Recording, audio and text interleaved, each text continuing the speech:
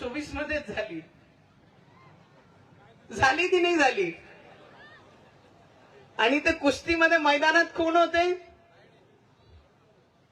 प्रवीण भाऊ. तर आम्ही फक्त पाहत होतो. कुस्तीमध्ये अचलपूरची जनता त्या मैदानात होती.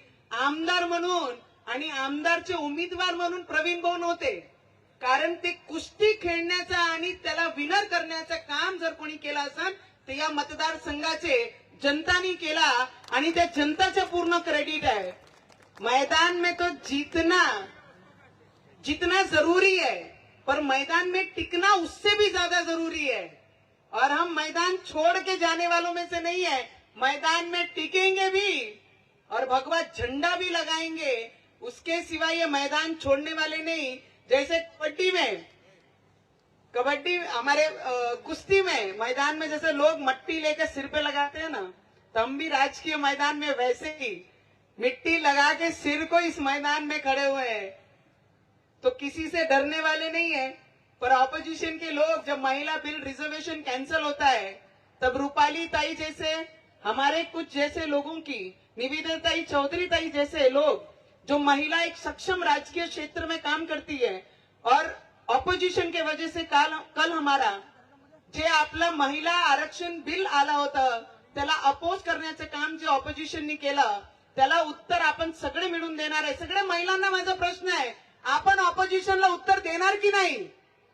किती महिलांना वाटते आरक्षण बिल आला असतं तर आम्हाला खूप मोठी मदत झाली असती? हात वरती करून दाखवा। पुरुषांना विचारते, तुम्ही भाऊ आमच्या मागे आहे ना? दाखवा बरं, कोणाकोणाला वाटत होता की काल आपले पार्लमेंट मध्ये महिला आरक्षण पास झाला पाहिजे होता? सगळ्यांनी हात वरती करून सांगा बरं। आहे ना? वैसे हमारी जिल्हा, आमचा जिल्हा महिलांवर प्रेम करणारा जिल्हा आहे। कारण उषाताई पासून माझेपर्यंत खासदारकी, आमदारकी सगळी महिला, आणि आता रुपालीताई आणि मातने भाऊला तुमच्या भविष्यासाठी मी खूप शुभेच्छा देते। जे तुम्ही इथे विषय मांडले ते आमदार म्हणून आमचे प्रवीण भाऊ त्याचाही सुद्धा पाठपुरावा करतील आणि लवकरात लवकर ते काम सुद्धा होईल। पर मैं आप लोगों को सबको इतना ही विनंती करूंगी, ये इंडोर स्टेडियम बने, बड़े रोड्स बनाने हैं।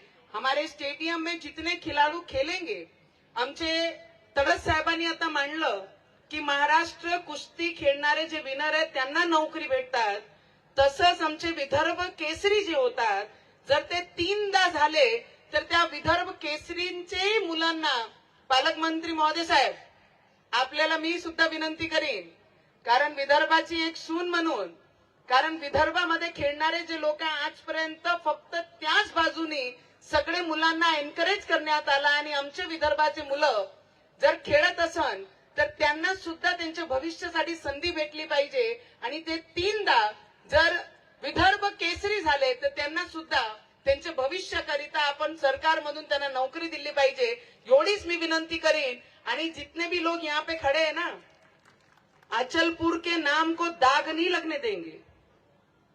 अगर कोई दाग लगाने की कोशिश करेगा तो सामने सबसे पहला हम खड़े होंगे। ये याद रखना, पद गया है, हिम्मत से नहीं आ रहे। कल भी मैदान में थे, आज भी मैदान में और कल भी मैदान में रहेंगे।